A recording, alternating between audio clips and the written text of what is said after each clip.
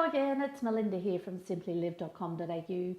I'm just here today on my final day of my current pet sit here in Portugal, and I wanted to run through a little bit of info about cleaning, which sounds kind of mundane, but I just thought there'd be some considerations for those who are interested in pet sitting that you may not have thought about. And it is obviously an important part of the job. You know, I'm pet sitting and I'm also house sitting, and making sure that someone's home is secure and safe and is returned to them in the state to which they left it to me, if not slightly better. My priority, as far as I'm concerned, is focused on the animals and making sure that they're well loved and cared for. But obviously, you know, I'm looking after a very precious home as well. So how much cleaning I have to do and what needs to be done is dependent on a few things. Firstly, and most importantly, I suppose, is it's what's expected of me and what we've agreed upon. Some people actually still have their cleaners coming in and the yard maintenance and pool people and all of those sorts of things still coming. So, you know, if they keep their home to a very high standard like that and they do that and they continue to do that, it's great to me to ensure that, you know, that standard is still there. And I obviously have less cleaning to do, but obviously if the cleaner was there 3 or 4 days ago, I was still going to clean up after myself. And the cleaner's not necessarily going to come into my room or anything like that. So I have to make sure that I'm still looking after what I've made a mess with. And, you know, often I need to be far more meticulous because the person may be quite meticulous as well. So that's important. If I'm in a sit for longer, then there is more cleaning to be done, obviously, and there's more requirement on me to do things like outdoor areas. If I'm somewhere for 3 or 4 days or a week, there's often not a lot needs to be done outside. But if I'm somewhere for a month, you know, I probably got to make sure, as anybody would, if they don't have a gardener coming in, that, you know, the porches have been swept and the outdoors areas looked after and just put back into a neat standard as well, even if I'm not using those areas. The other big thing is the standard to which they keep their home. So to give you an example, my thought was to make everything, you know, really, really clean and meticulously tidy. But early on I had a pet sit, which the person kept their home in a standard probably that I'd normally live, comfortable. You know, it's clean, it's hygienically clean always, but it's not necessarily perfectly tidy. You know, and there was, you know, corners that they hadn't got into for quite some time, and it just didn't faze them all that much. And in trying to make a great impression, I went through and spring cleaned the place immaculately and thought I did a wonderful thing, which I'm sure they're very grateful for. But honestly, she nearly cried when I got back and said, I actually feel really bad. I actually really feel bad that my life is so busy that I don't keep my house to that standard. And you've made it look so beautiful, and I'm sorry that I left it in a lesser state for you. And it actually made her feel bad. And I recognise now that, you know, it's not my job to clean up after someone unless we've agreed to doing that. So I want to return it in the standard that they've given it to me in, to make them comfortable in their home, not that they've walked into this sterile, pristine place if that's not normally how they have it.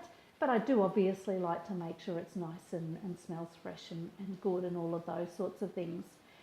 So I go by, you know, how I walk in. And I've been in some places where the place has been disgustingly filthy and wished I could walk straight back out, you know, and just really, really bad. And what I did when I got there is cleaned those areas that I'm going to use, particularly the kitchen and bathroom surfaces, to make sure they felt hygienically clean to me and I was comfortable living there, and obviously left them in that state when I left. And the other areas I simply did a quick whip around and tidied up, because I thought, you know, it's not my job. If you're going to leave it in that state for me, it's not my job to do that, unless I have been brought in as almost like a work away sort of a scenario where I've actually been asked that part of the deal is that I clean the house in addition to that, and we come to some arrangement with that as well. But general pet sitting, I just try and make sure I leave it in as good a state, if not better, and make sure that they're very happy with that and impressed with that, which is great. I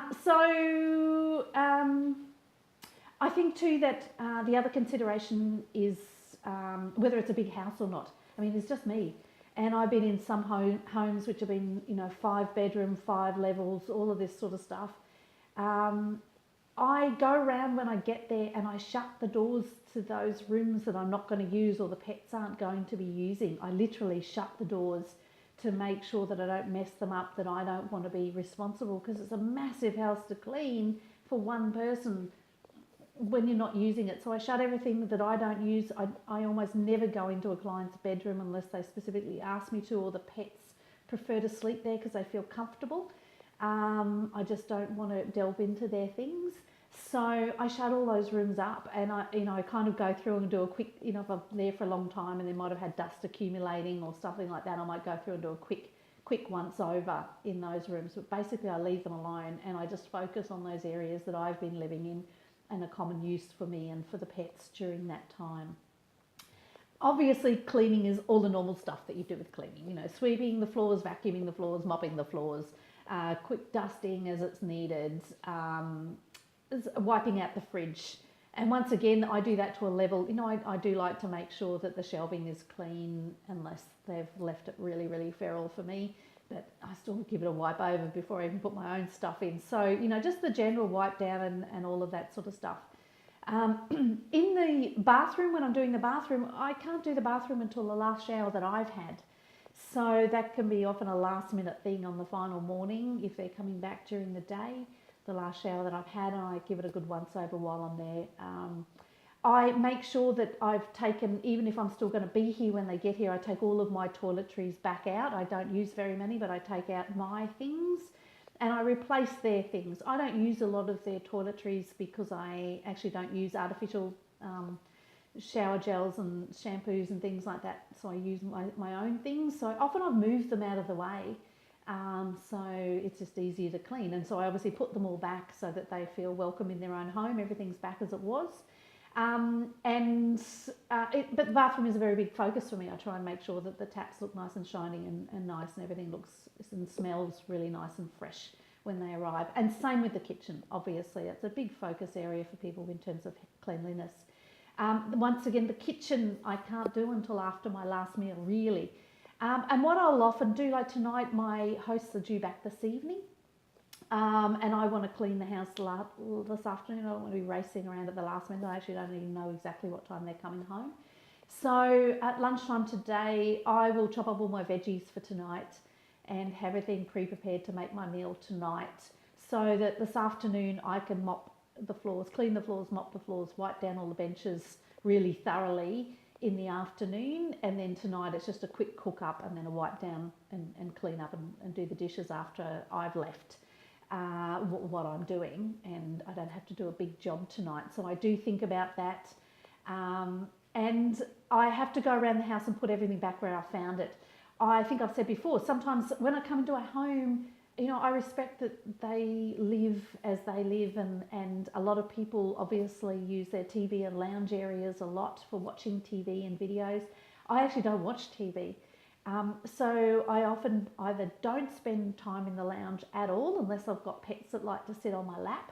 I prefer to sit at the dining room table where I can sit more upright to work on my computer and do the things I need there. I'm often not lounging around in their lounge, unless of course they have pets that like the company of sitting on the lounge with me, in which case I often need to move into the lounge a table that's a little bit higher rather than an occasional table or a little table, because I don't want to be sitting crunched on their lounge all of the time, hurting my back.